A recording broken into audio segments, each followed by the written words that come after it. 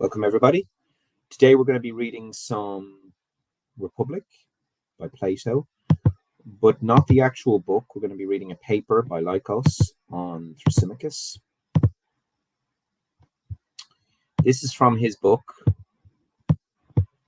Plato on Justice and Power, reading book 1 of Plato's Republic. Kimon Lycos. So I will read the introduction and all recipes about justice some other time. But today we're going to go to page 40. And I don't know if this is going to be correct in the actual PDF. Yeah, well, nearly there. So page 40 in the book, Thrasymachus on justice. This is chapter 3. Thrasymachus on justice and power, some problems of interpretation. Philosophers and scholars have debated for long the nature and importance of Thrasymachus' view.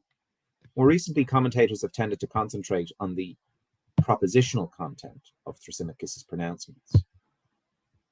And this is also, if you look at another video that I've read on Thrasymachus, Ivor Ludlam, if I'm pronouncing his name correctly, is interested in this propositional aspect as well. Reading it, the more dramatic reading. Seeking to identify his doctrines by exhaustive elimination of various alternatives. This procedure can yield important insights, yet Guthrie is surely right to emphasize the danger of neglecting the dramatic situation of the speakers. Whether he is also right in claiming that the driving force behind Thrasymachus is passionate feeling rather than philosophical inquiry remains to be seen. The task of this chapter is to show that while there are difficulties in interpreting Thrasymachus' views consistently, Plato represents him as having a consistent and coherent attitude to justice. So, Lycos is going to show that Thrasymachus is indeed consistent and coherent. The rhetorical effect built into this speech is that of rejecting the need to understand justice as an object of moral knowledge. Powerful argument. Thrasymachus aims to cut off just conduct from the domain of admirable, and does so by suggesting that the true nature of just conduct can only be grasped from the perspective of power. That's an amazing statement. So we have some interesting statements here. So Lycos is going to show that Thrasymachus is coherent, and he's rejecting the need to understand justice as an object of moral knowledge, and Thrasymachus aims to cut off just conduct from the domain of admirable, and does so by suggesting the true nature of just conduct can only be grasped from the perspective of power. From this perspective, one can see clearly why the conventional praise of justice is not an expression of genuine admiration. If Thrasymachus is right to seek moral understanding of justice is pointless and wrong-headed from the start, one does not have to explain why justice is an unqualified good, given that those who praise it do not do so because they admire it in themselves.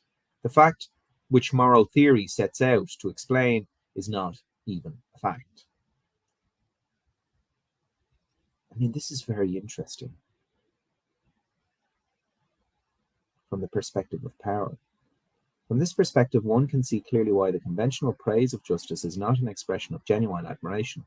If Thrasymachus is right, to seek moral understanding of justice is pointless and wrong-headed from the start.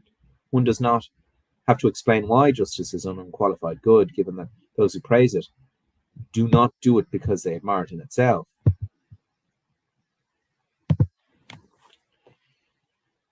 So yeah, we have this power has automatically or already raised its head. There are two important dramatic indications that this resistance to moral knowledge of justice is built into the characterization of Thrasymachus. First, the emotion with which Plato marks his entry into the discussion is impatient indignation at the way Socrates and Polemarchus has been discussing justice. Secondly, Thrasymachus makes clear that his indignation is due to the conviction that Socrates' method of inquiry is wrong-headed.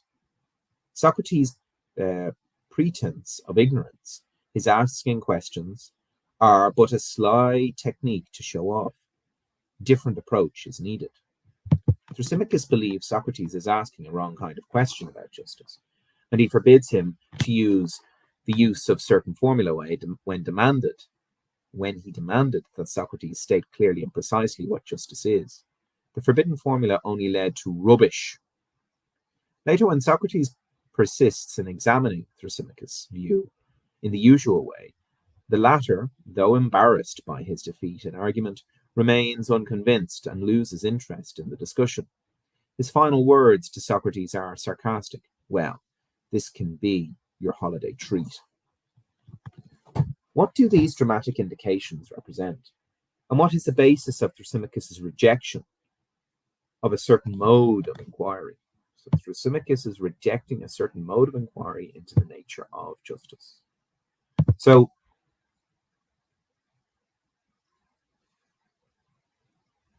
we have already spoken of moral facts, power, egoism, the attitude to justice, coherency, rationality. But Thrasymachus does have a coherent rationale. Unfortunately, we do not get much help from the scant information we possess about the real Thrasymachus of Chalcedon. What we do learn is difficult to reconcile with Plato's portrait. Consequently, some scholars take this as evidence that Plato is manipulating the character for his own philosophical purposes. No doubt some degree of artistic manipulation is to be expected in Plato's handling of the characters. Whether Plato detested the real Thrasymachus or whether his dislike is directed at what the character in the dialogue is meant to represent are moot points. Perhaps readers of Plato who knew Thrasymachus' style could derive their own conclusions about Plato's association of Thrasymachus with certain views, even though the views are not Thrasymachus. What appears true of both the actual Thrasymachus and the character in the dialogue is a passionate interest in the question of justice. In discussing Thrasymachus' speeches, I shall assume the beliefs and attitudes he expresses along to what the character represents rather than to the historical figure. Thrasymachus is not said to be a sophist, nor is his characterization one Plato employs when presenting sophists. The latter are often made gentle fun of, but they are never portrayed as rude or uncouth. More importantly, Thrasymachus does not advance the sort of theoretical position one associates with sophists.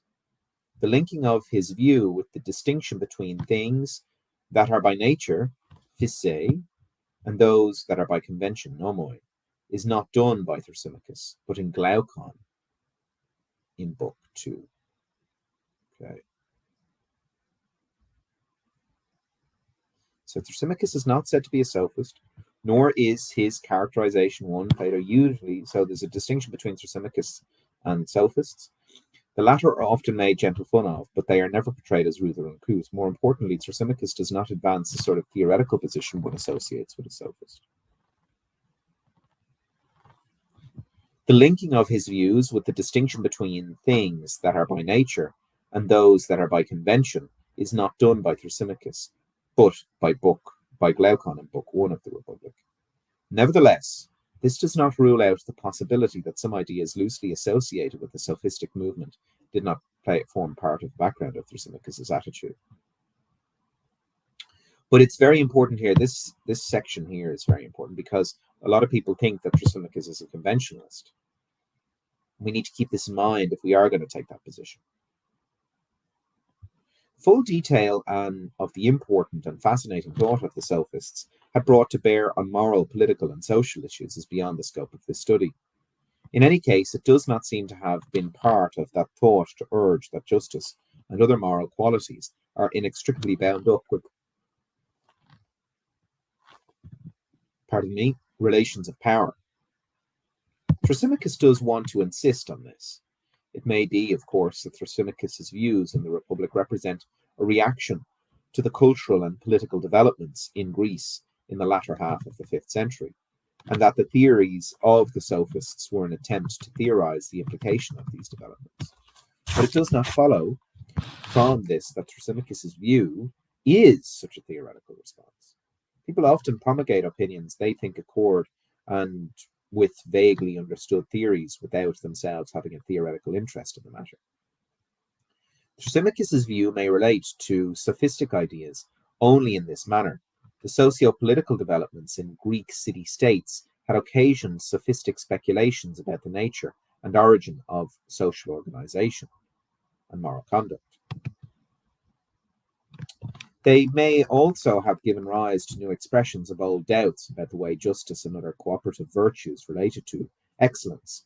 Thus, though the person of power and excellence, the aristos typified by the heroes in the Homeric poems, was expected to dispense justice among those inferior and dependent on him, it was not clear how such an aristos saw justice to be part of his own excellence. But the development of the polis had highlighted, as we saw, the need for justice to regulate social relationships in society, the need to regard justice as required for a good citizen.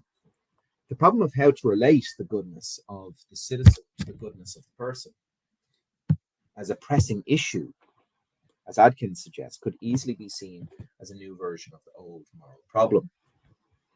Justice may be required for life in the polis, but what reason does one have for thinking that it should be admired?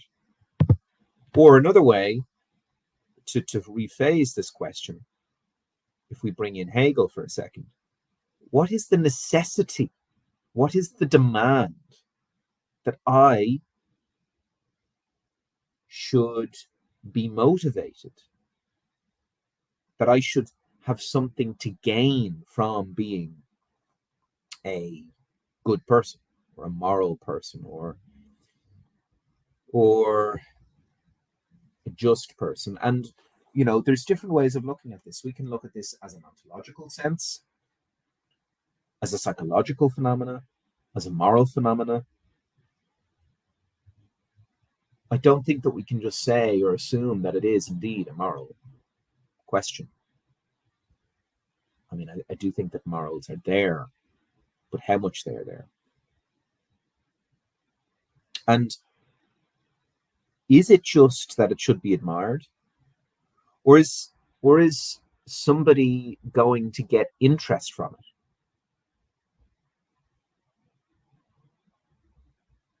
I mean, it could be admired, but there could be no interest. I mean, if something is admired, does that mean that, well, I mean, suppose if you're getting admiration, you're getting status. Anyway, this applies especially to the powerful on whom the enforcement of justice in the polis ends, just as much as it did in the old tribal setting. The idea that justice enables individuals and communities to achieve certain ends does not by itself show these ends to be excellent, or to be part of what the powerful regard as belonging to the life of excellence. The confrontation between Socrates and Thrasymachus, the emotional tension between them, is not primarily that which modern philosophers regard as a conflict between duty and interest. Essentially, it is a clash between two conceptions of the source of political power. Plato is well aware that behind the moral skepticism about whether justice is more beneficial to the agent than justice lurks the suspicion, and this is really important, lurks the suspicion that it is injustice, not justice, which makes people powerful. And if we're talking about suspicion, I mean, in our time, I think we have so much of this. I mean, I'm trying to think through the concept, and I think that the hermeneutics of suspicion, philosophy after Freud, Paul Ricoeur, cynical reason by Peter Sloterdijk. There's a great new book, Understanding Conspiracies by Josh Neal. There's also a guy online, Theory and Philosophy, who's written a master's or PhD on conspiracies. And of course, you can look at Foucault. That, as Sloterdijk writes in Cynical Reason, the maxim, power is knowledge, knowledge is power, destroys philosophy in this ancient sense.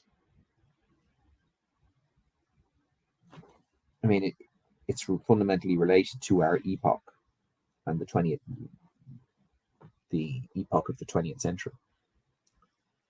So this hermeneutics of suspicion, how does the suspicion of Thrasymachus differ from modern suspicion, or is it the same? I mean, is there just a straight line? Paradoxically, Socrates and Thrasymachus agree that in assessing the value of justice, one cannot avoid considering whether it is an empowering quality. It is because they disagree in the answers they give to this question and about what power really is. They disagree about justice. Power and relations of power naturally introduce the political dimensions of justice, and was noted by commentators a long time ago. Others have talked of a contrast in Thrasymachus' discussion between the ideal and the actual, between the is and the ought, between fact and prescription, and so on. So we're getting a lot of distinctions here. We're getting one between, duty and interest, justice and injustice, admiration and you could say the opposite of admiration, between fact and ought, ideal and actual. It is dubious whether such contrasts would or could have been in Plato's mind, though they are important if Thrasymachus is proposing a theory of justice from which he obtains an evaluation of it. It does not seem that Plato intends to present Thrasymachus as primarily a theorist. No doubt it is possible to theorize what Thrasymachus says, but this does not mean that he thinks of himself as doing so, or that Plato intends us to understand him that way. The issue revolves around how we interpret Thrasymachus' reference to the strong in his characterization of justice. To understand the force of this reference, we need to look at Thrasymachus' reasons for rejecting certain traditional formulae about justice. They all systematically leave out any reference to power. The issue revolves around how we interpret Thrasymachus' reference to the strong in his characteristic of justice. To understand the force of his reference, we need to look at Thrasymachus' reasons for rejecting certain traditional formulae about justice. They all systematically leave out any reference to power. Rejecting traditional, anti-traditional theories of justice. Plato gives us a clue about the nature of this rejection by having Socrates engage in a somewhat puzzling exchange with Thrasymachus just prior to the latter's declaration that justice is nothing but the advantage of the stronger. The exchange deserves closer attention that it has received. If Socrates really wants to understand justice, claims Thrasymachus, he should state clearly and precisely what he thinks it is. So this is the challenge. If Socrates really wants to understand justice, claims Thrasymachus, he should state clearly what he thinks it is. This is the challenge. And I think this isn't just a challenge for Thrasymachus. I think this is a challenge in the tradition. If you have Foucault, Carl Schmitt, Machiavelli, the elite theorists, they look at the world and they go, yeah, power just rules the world and that's it. And the question does this lead to self-defeating philosophy and nihilism? He should avoid saying that it is the obligatory or the expedient or to the beneficial or to the profitable, the advantageous.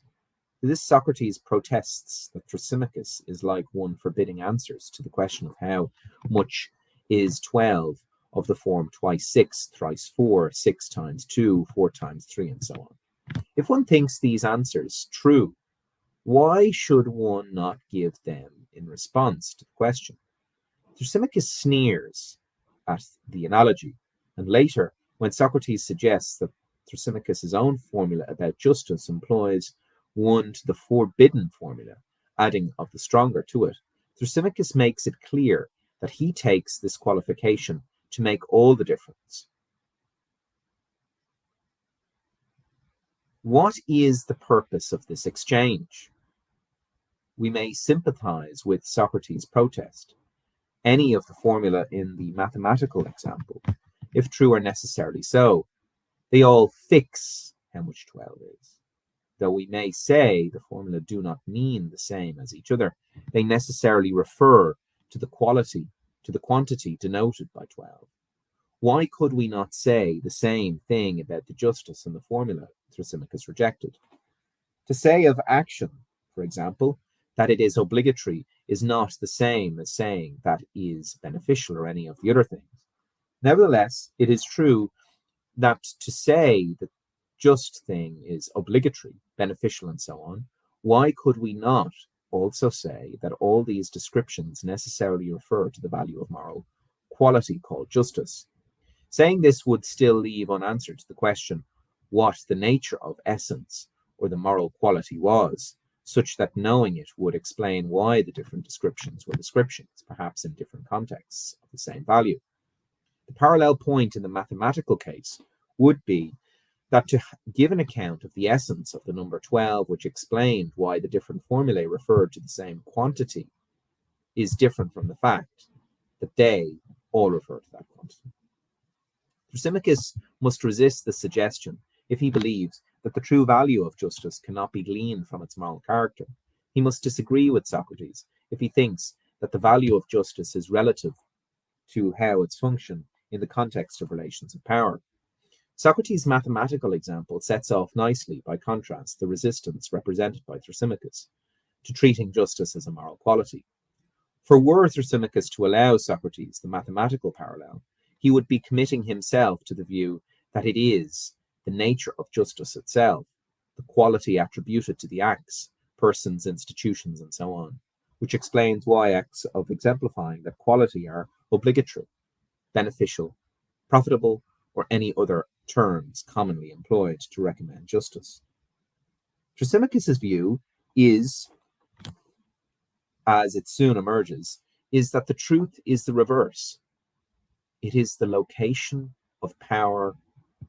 Let's say it again. Okay. So we have two. I'm going to read this here. For were Thrasymachus to allow Socrates a mathematical parallel, he would be committing himself to the view that it is the nature of justice itself, the quality attributed to acts, persons, intuitions, institutions, and so on, which explains why acts of exemplifying that quality are obligatory, beneficial, profitable, or any other terms commonly employed to recommend justice. So here we have the nature of justice itself. Thrasymachus' view, as soon emerges, is that the truth is the reverse. It is the location of the power spectrum which determines the obligatory. So here we have the quality of our obligatory, so the obligatory nature. The advantageous, the probable. So it is only within the perspective of power that one can explain the value commonly attributed to just acts, persons, and so on.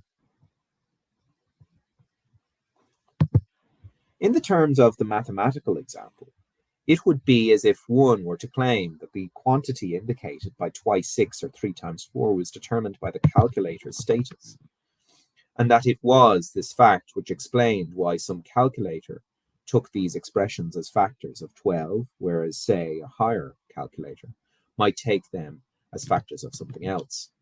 The mathematical analog of Thrasymachus' position is, of course, implausible. But it is so with respect to notions like justice. Numbers and number theory, we feel, establish their own domain and provide explanations of mathematical facts, which can be isolated from psychological, social, and cultural facts. But can this be the same with moral qualities? Why should we go along with Socrates' implicit assumption that the objective value of justice falls within the domain of moral theory? Or I would say ontological theory, value theory, reasons and rationality. the way the determination of quantity belongs to the domain of arithmetical theory. Be that as it may, Thrasymachus' rejection of Socrates' parallel represents a resistance to the idea that justice must be seen to fall within this special domain of a moral knowledge. His first statement about justice, therefore, may be interpreted as giving voice to precisely this resistance. Whether or not Thrasymachus' statement that justice is nothing but the advantage of the stronger is meant as a definition, it is clear that he intends to fulfill the promises he had taunted Socrates with earlier in 337, namely to instruct Socrates about the formula with which to replace statements such as justice is the obligatory, or the advantage, and so on. Socrates' reaction to this is rightly enrages Thrasymachus, is interesting. Does Thrasymachus mean, as Socrates asks Socrates, that the advantage of, say, the physically stronger is the standard for what is the advantageous, and hence just? Socrates takes it, in other words, that Thrasymachus' reference to the advantage of the stronger is meant as a criterion. Here we go. This is really good. Socrates takes, in other words, that Thrasymachus' reference to the advantage of the stronger is meant as a criterion of the true value of justice. Justice is a good thing. It is an excellence because it is the advantage of the stronger. Taken as such, the statement will be one that belongs to the moral theory, even though it is patently false explication of the value of justice. If it were a true explanation of the fact that a diet was advantageous to a pugilist, superior in strength to the rest of us, would make the diet an excellent thing for all.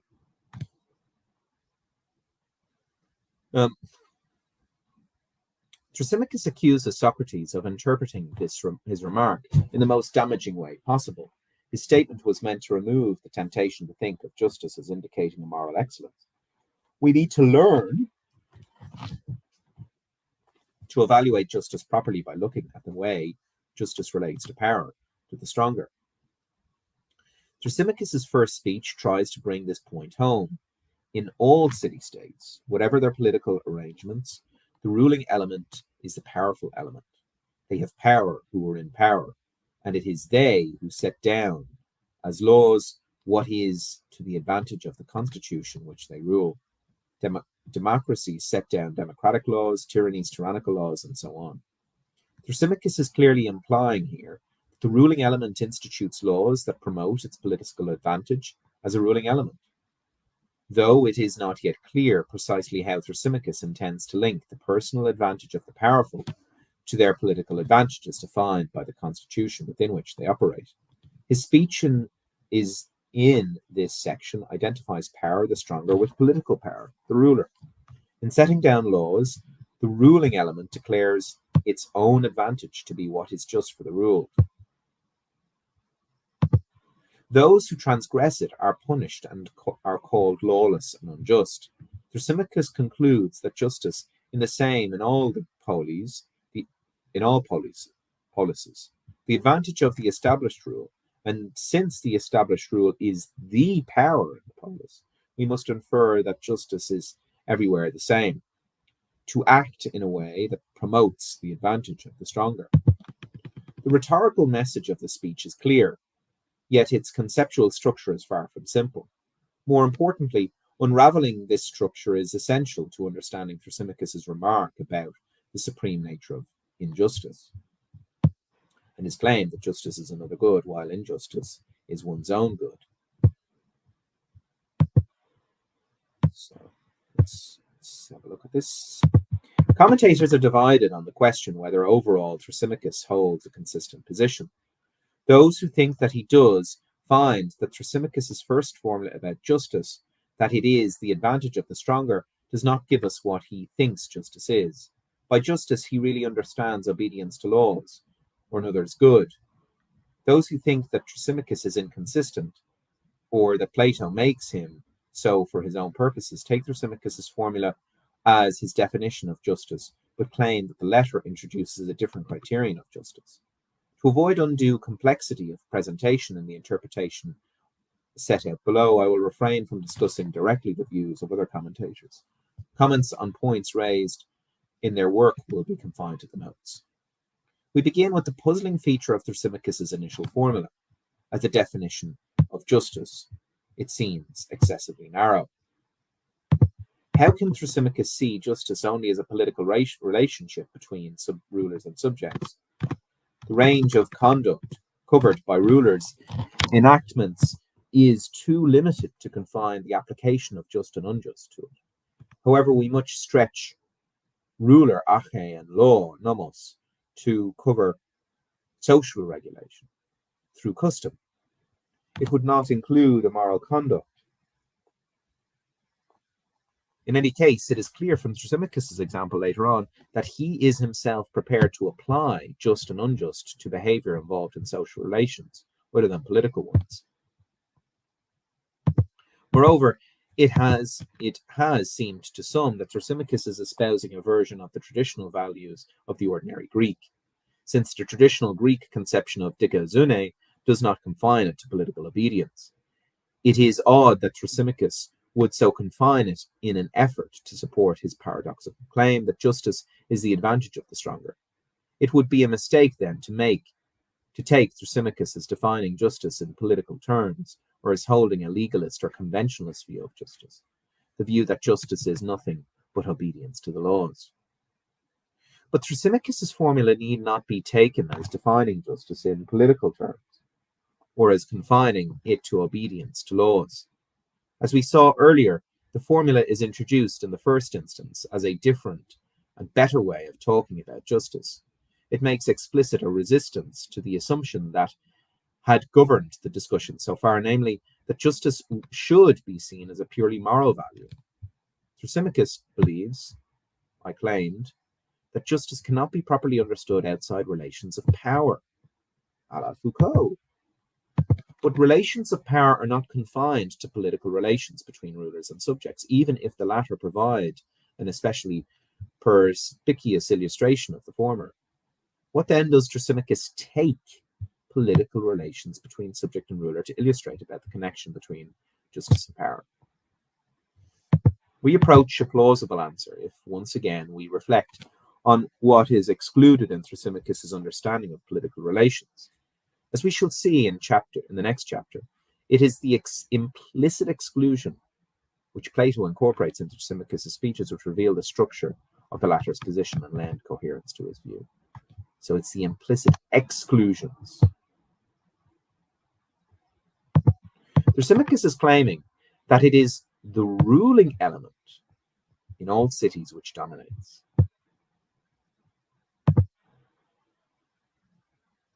It is because they are powerful that rulers can present their advantage as the political will. They can declare what is just and lawful for citizens to do. They institute laws appropriate to the dominant ideology, which maintains them as rulers. The crucial point to note here is that for Thrasymachus, it is the fact of power which converts the advantage of the ruler into the conduct and policies that count as desirable and beneficial in a polis. For it is by virtue of their hegemonic position that rulers can declare what will be permitted as just and lawful in the polis. In other words, the determination of what is worthwhile and beneficial in a polis has to go through the dominant political ideology whose authoritative spokesmen are the rulers. In deciding which conduct they will permit or forbid, reward or punish in their polis, their rulers convert what is advantageous to their established rule into declaration of what is lawful. Thrasymachus' equation of the advantage of the established rule with the advantage of the stronger contains the following thesis. That which counts as advantageous in a polis is relevant to the decrees of the rulers, which in turn reflect the ideological interests of the politically dominant in the polis. In this case, justice, the way in which a social organization conceives of conduct that is good and proper, is reflected in the norms and regulations which govern and hold sway life in that organization. But the character of these norms and regulations of justice, so understood, will vary in accordance with the ideological interests of those in power. That is, with their whether a tyranny or an aristocratic oligarchy or a democracy is in power. Thrasymachus does not mean by power the imposition of force, of the will of the powerful and the unwilling, and resistance subject to the weaker, though law enforcement is a feature of political organization. The power of the strong is their capacity to formulate authoritatively what counts as being beneficial and advantageous to the community. The subjects are those who accept the rulers that have that capacity. The ability, so dunamis, capacity or ability. Dunamis. But whether the rulers have that capacity because they are powerful, the subjects believe that the political power of the rulers is made legitimate by virtue of their possessing that capacity to formulate authoritatively what is advantageous to the polis. Justice from the point of view of justice of the rulers is an instrument of power, while for their subjects it is the determination of the good and proper ways to behave in the polis, a determination entrusted to the rulers to make authoritatively. It would seem that Thrasymachus is excluding a possible separation of the aims and considerations. So he's excluding the possible separation of aims and considerations proper to legislative and administrative activities from the ideological interests of those with a grip on political power. Thrasymachus cannot see ruling as anything other than the implementation of the ideas favored by a political faction in the polis. Ruling is an expression of power, as well as being the standard outcome or effect of a successful bid to satisfy the desires to be in power. The latter desire can, of course, be satisfied without its being the case that those who come to occupy positions of power rule in a way which expresses their power. There can be an incompetent or misguided rulers whose policies and legislation fail to adhere steadfastly to the advantage of the powerful interests in their polis.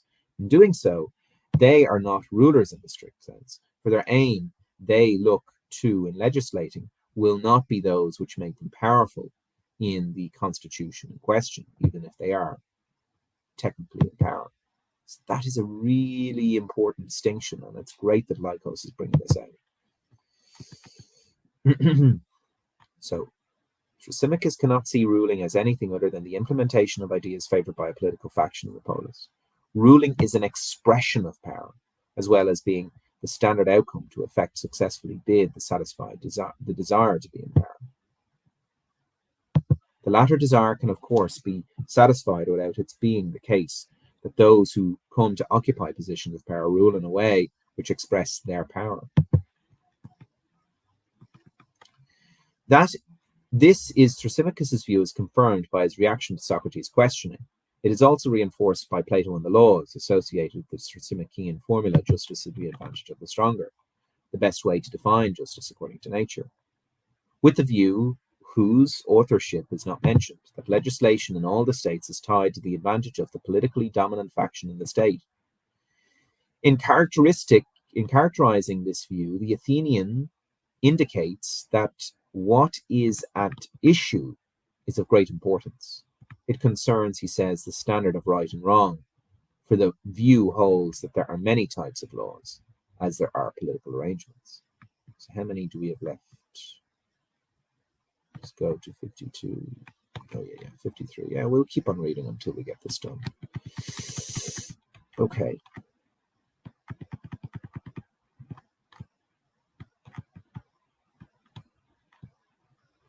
Yeah. Okay. In other words, the thesis mentioned in laws holds that with Thrasymachus, that standards of legislation cannot be separated from political advantage of those who rule.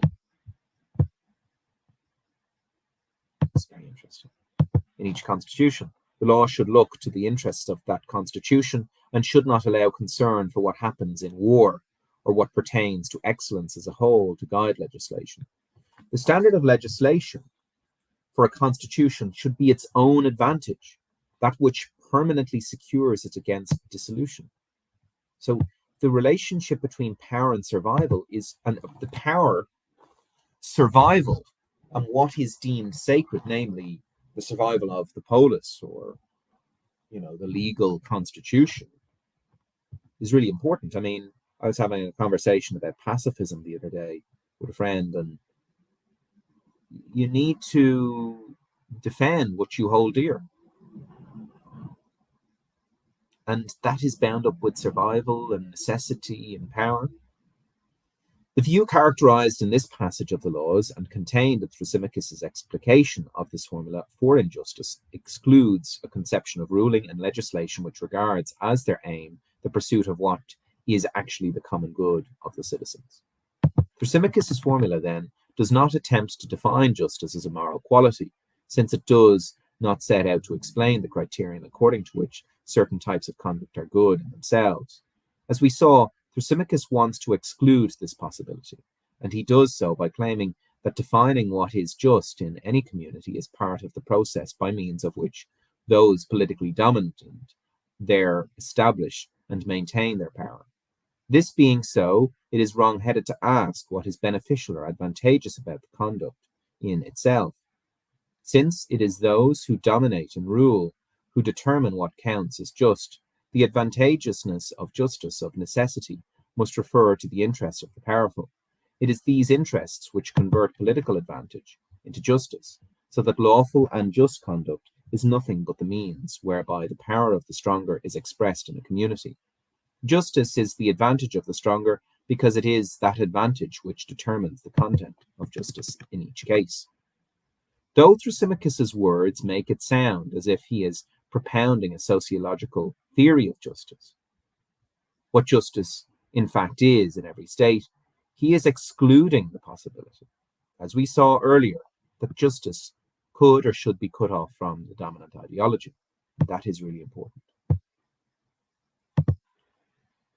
For if he were prepared, there's no escaping ideology.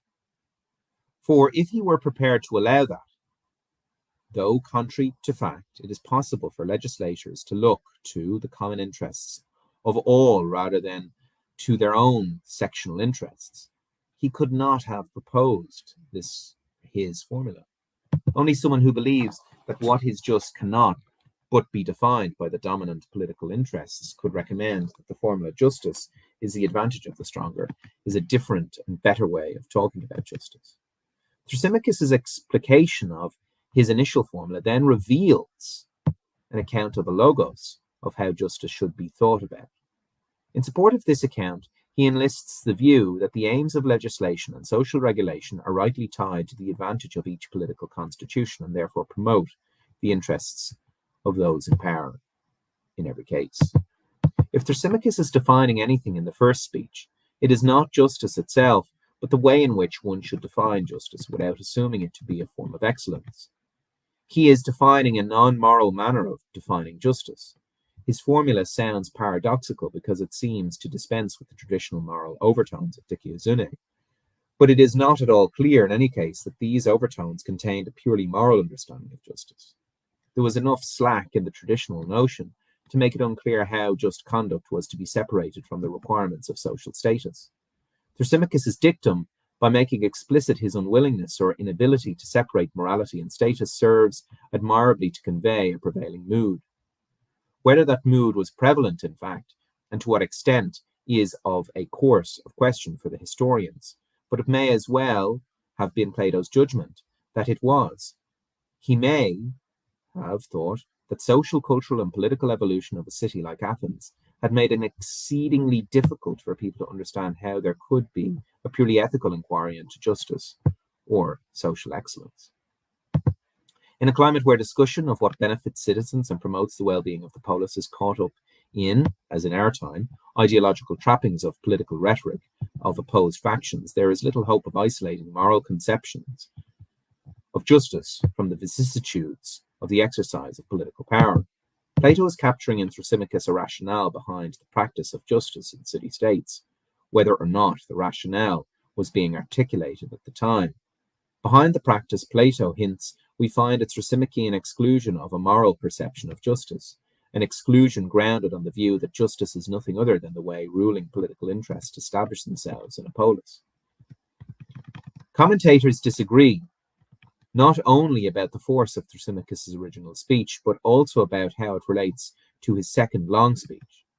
Problems seem to arise because Thrasymachus, in response to Socrates' questioning, appeared to introduce a different criterion of justice. Justice, he says, is really the good of another, the advantage of a more powerful and the ruler, but the personal harm of those who obey the render service. Injustice is the opposite, and rules over those who are truly simple and just, and those over whom rules do not do what is of advantage to him, who is more powerful, and by rendering him service they make him happier, but themselves not at all. The passage was worth quoting in full because there is a tendency to make Thrasymachus's main assertion to be that justice is the good of another. Nevertheless, both these passages and other things he says in this long speech create difficulties. It will be convenient to start with a brief characterization of what they are. The first problem concerns Thrasymachus's gloss in justice is the good of another, the advantage of the more powerful and the ruler. Plato clearly presents Thrasymachus as thinking that the good of another is continuous with the advantage of the stronger. Even if we allow that the good of another is a broadening of the advantage of the stronger to enable the latter formula for justice to apply to the just actions of both rulers and subjects, difficulties remain. We found that the explication of justice is the advantage of the stronger, which Thrasymachus gives earlier relativizes just conduct to the legislation each constitution introduces of its own advantage. But if this is so, then either justice is restricted to the subjects of a state and their ruler legislator is removed from the sphere of justice or injustice, or both ruler and subject are equally under the domain of law and can thus act justly or unjustly. But a ruler acting in accordance with the laws of the polis, which he holds sway, will be promoting his own advantage. This being the point of the legislation he has introduced, and hence cannot be said to be doing another's good. Equally, if the ruler contravenes these laws, his injustice will not be his own advantage, but perhaps to no one's advantage. Consequently, the contrast between personal harm of justice, doing another's good, and the personal advantage of injustice, serving one's own interest, in Thrasymachus' second speech is lost. It is only if the ruled that one can say that their just actions accord with another promote the advantage of the stronger ruler, and so good of another. This requires that the ruled be confined to those who are not in a ruling position. However, this leads to another difficulty. As Thrasymachus' own examples indicate, just and unjust conduct is manifested in the context of relationships where the contrast ruler-ruled is not applicable. The obligations towards a business partner, or towards a tax-collecting agency, or towards recipient of administrative services are not relations between rulers and ruled. It is even dubious whether they are relations between the more or less powerful. How then can justice in these contexts, understood as doing another's good, be glossed as doing in the advantage of the more powerful, whereby more powerful we are thinking of those in ruling positions? Okay, we're nearly finished here.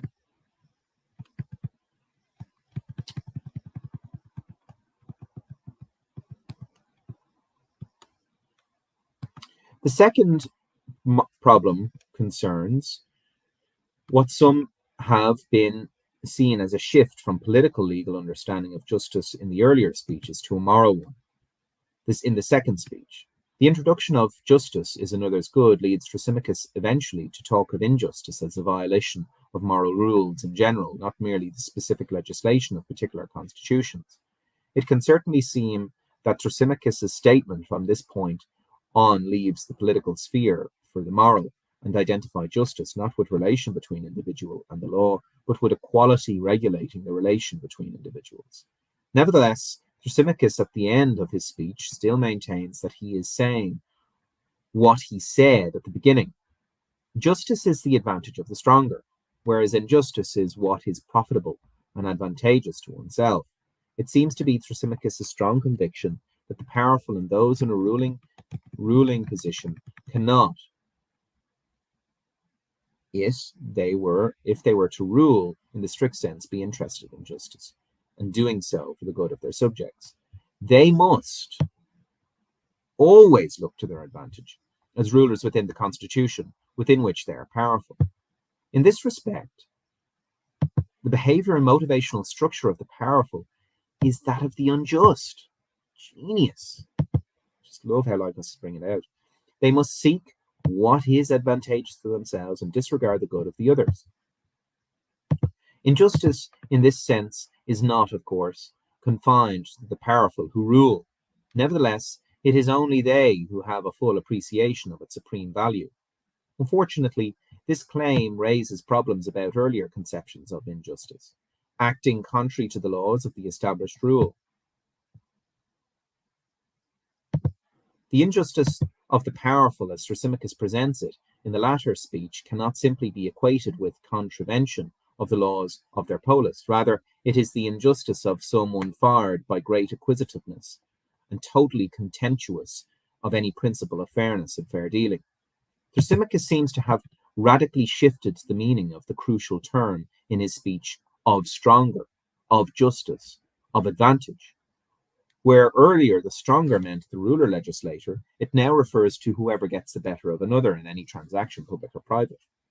Where justice meant obeying the laws of the stronger, it now means acting in conformity to fairness and moral obligations. Finally, where advantage meant the self-maintenance of the ruling power in a polis, it now means coming out ahead in any transaction. And this is a question. Is then Thrasymachus confused, or is Plato deliberately creating the inconsistencies by juxtaposing these two speeches? If the latter, what is Plato's purpose? If the former, why is Socrates not made to concentrate on sorting out this confusion rather than, as he is made to do so from 347e to the end of the book, busying himself with refuting the views that the life of injustice is more powerful and better than the life of injustice? In short, why does Plato present Socrates as disregarding Thrasymachus' initial formula? Socrates' disagreement with it is posited till later. Why does Socrates concentrate on the claim that injustice is stronger, freer, and more masterful than justice? The third problem is perhaps the most intractable of all three. It concerns the order and structure of Thrasymachus' overall position. Should we take him as presenting his case in reverse, that it is the long speech, the macrologia, which contains his main thesis about justice, his opening formula following as a consequence? Or should we take the order of position to be as the text presents it, sticking to the superficial order of the text?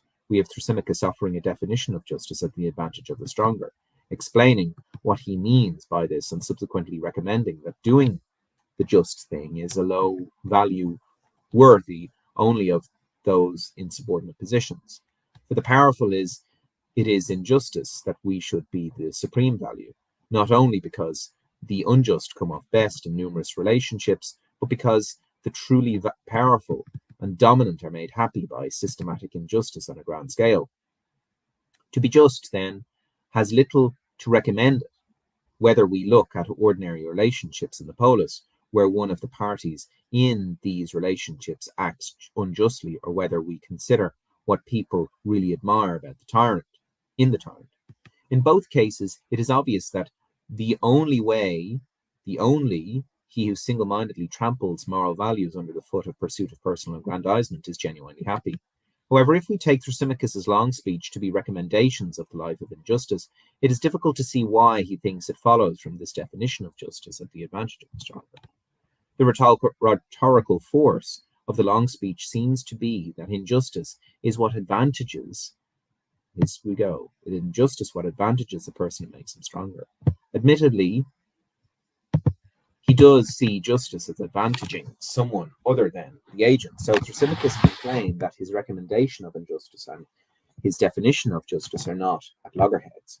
But from the fact that justice advantages someone else, it does not follow that it damages me. Perhaps it advantages both of us. Moreover, from the alleged fact that injustice advantages oneself, it does not follow that the powerful should pursue injustice. Perhaps greater advantage to oneself may accrue from just actions because they increase the benefit of all. In any case, even granting that injustice advantages oneself and that justice advantages another, but not oneself, why should the recommendation to be unjust follow from the alleged fact that justice is the advantage of the stronger. Recommending injustice would be in order even if we define justice as the benefiting or advantaging of the weak. These recommendations may not appeal to the weak, but it would appeal to the strong. The latter have no particular reason to advantage the weak. By party of reasoning, if justice is the advantage of the weak will have reason to raise and recommend justice when they are the beneficiaries, but would have no overwhelming reason for practicing it themselves. Whichever way we look at it, if Thrasymachus holds his recommendation of injustice to follow from his definition, the result is a very muddled one indeed, and his doctrine is incoherent. Clearly, those who think, as I do, that Thrasymachus's position is not only consistent but coherent will have to deny that the surface order of the reading represents the logical order of this view. They will have to deny that Thrasymachus's initial formula about justice gives what he regards as the definition of justice. Nevertheless, one can agree with the interpretation without also thinking that Thrasymachus's real view of justice is contained in the formula doing the good of another. In concluding this chapter, I will give what seems to be the most plausible version of this approach.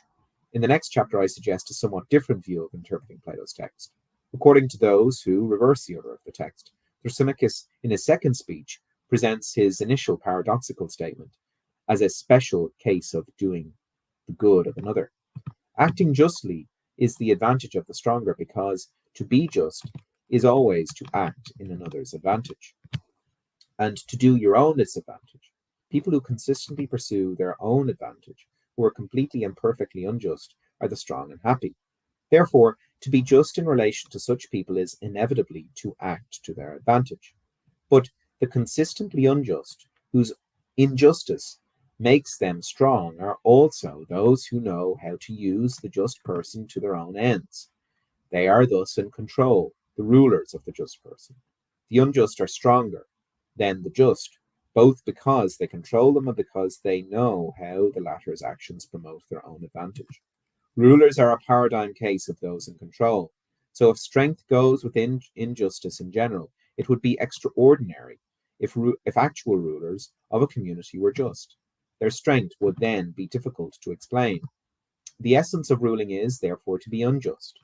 And this is why the tyrant is the perfect ruler. He exemplifies in a perspicuous manner successful injustice. He always knows what it is, what it has, he always knows what is to his advantage and how to get it.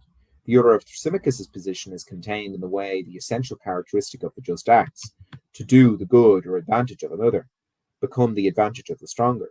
When the just act is used by unjust persons for their own advantage, it becomes the advantage of the ruler.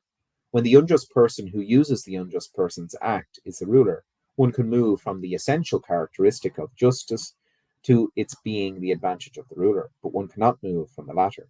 Thrasymachus's initial formula to the essential characteristic of justice. One can thus reconstruct from what Thrasymachus says in his two speeches a consistent and coherent position on justice. But Plato is doing more in his presentation of Thrasymachus than merely putting forceful a point of view. He is also delineating the inner structure, as it were, of the standard discourse about justice. The paradoxes of Thrasymachus's view, as we shall see in the next chapter, are the real puzzles inherent in how Plato's contemporaries thought about justice. So that is a very, very good paper. I'll be reading over that again and going through it in detail again, because Lycos does a really good job in teeing up the actual issues of the coherency or incoherency of Thrasymachus's view and the order of how we should take Thrasymachus. So next time we'll read the function of Thrasymachus in Plato's text, and I'll see you later. Have a great day.